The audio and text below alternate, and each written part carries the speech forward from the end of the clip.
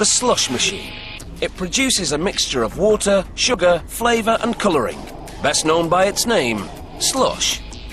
Always served at its ideal temperature, -3 degrees Celsius. A temperature that's impossible.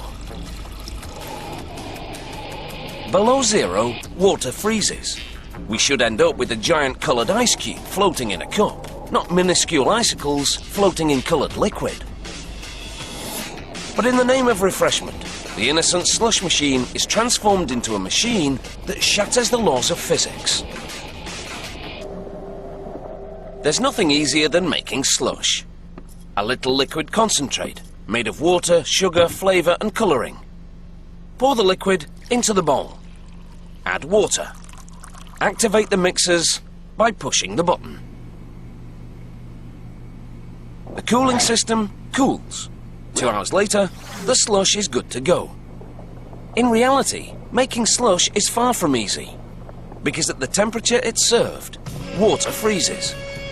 In order to reveal its secret, we need to take it apart.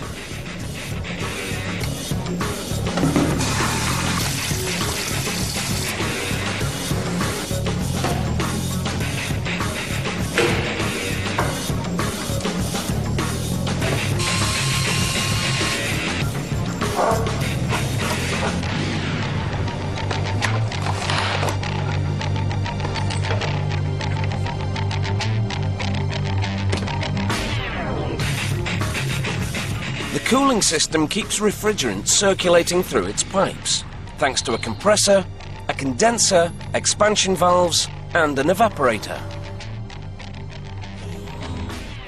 In the evaporator's pipes, the refrigerant changes from liquid to gas. The transformation causes it to absorb lots of heat. By absorbing heat, cold is left behind. The bottom of the bowl, which is in constant contact with the cooling system, is extremely cold. It's so cold, it absorbs the heat in the solution and cools it to -3 degrees Celsius. But below zero, water molecules in the solution should change to solid form. They should cluster together to form ice crystals. 2 things prevent that from happening. One is the antifreeze in the solution, and the other is the continuous movement of the mixers. First up, the antifreeze. It's the second most important ingredient in the mixture. It's no more complicated or mysterious than good old-fashioned sugar. The sugar molecules slip between the water molecules, preventing them from bonding to each other. Since they cannot make contact, they cannot crystallize to form ice. The trick is to choose just the right percentage of sugar to allow some of the water molecules to touch each other, because after all we want some ice crystals floating in the slush. More than 22% sugar and it's spoiled. We end up with cold, sweet liquid. Under 12% sugar and it's spoiled again. Too many water molecules bond to each other, the mixture starts to freeze, and the mixer motors are damaged.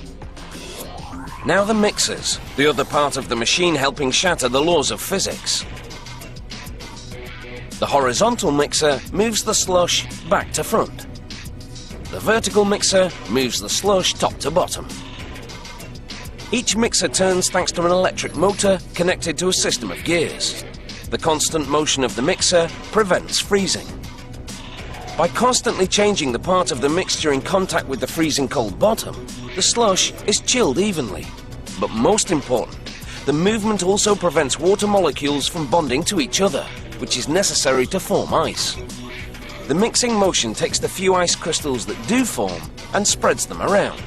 Otherwise, ice crystals would start collecting in the top part of the machine, since ice always floats in water. Without the mixers, ice would float up to the top. In reality, the machine has been perfectly designed to allow such an improbable mixture to exist. It shatters the laws of physics with 2 mixers and a little bit of sugar. An ordinary accomplishment for a machine that's anything but ordinary. By preventing water from forming the bonds it needs to create ice, the slush machine keeps water liquid, but below freezing point.